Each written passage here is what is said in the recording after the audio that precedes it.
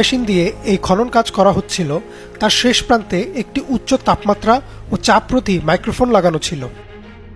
এই মাইক্রোফোনে ধরা পড়ে অদ্ভুত এক শব্দ, যা শুনে মনে হচ্ছিল অনেক মানুষ একসাথে আর্তচিৎকার করছে। 17 সেকেন্ড রেকর্ড হওয়ার পর মাইক্রোফোনটি অধিক তাপমাত্রায় গলে যায়। উপর থেকে যারা এই শব্দ শুনেছিলেন তারা প্রচণ্ড রকমের ট্রমাটাইজ হন এবং প্রচণ্ড ভয়ে উদ্ভট আচরণ শুরু করেন। সাথে সাথেই কোনো পূর্ব ঘোষণা ছাড়াই কাজ বন্ধ করে দেওয়া হয়। কি ছিল সেই রেকর্ডিংয়ে শুনুন নিজ কানে।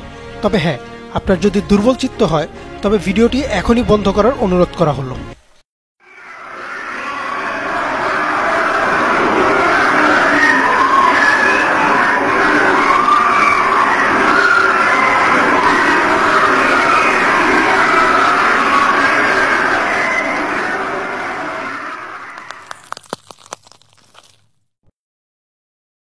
যদিও বিজ্ঞানীরা এই গুজব উড়িয়ে দিয়েছেন, তবে কেউই, এমনকি প্রকল্প প্রধান ডেভিড গুবারম্যানও এই সাউন্ড রেকর্ডিং ও প্রত্যাশার চেয়ে বেশি তাপমাত্রার কোনো কারণ দেখাতে পারেননি।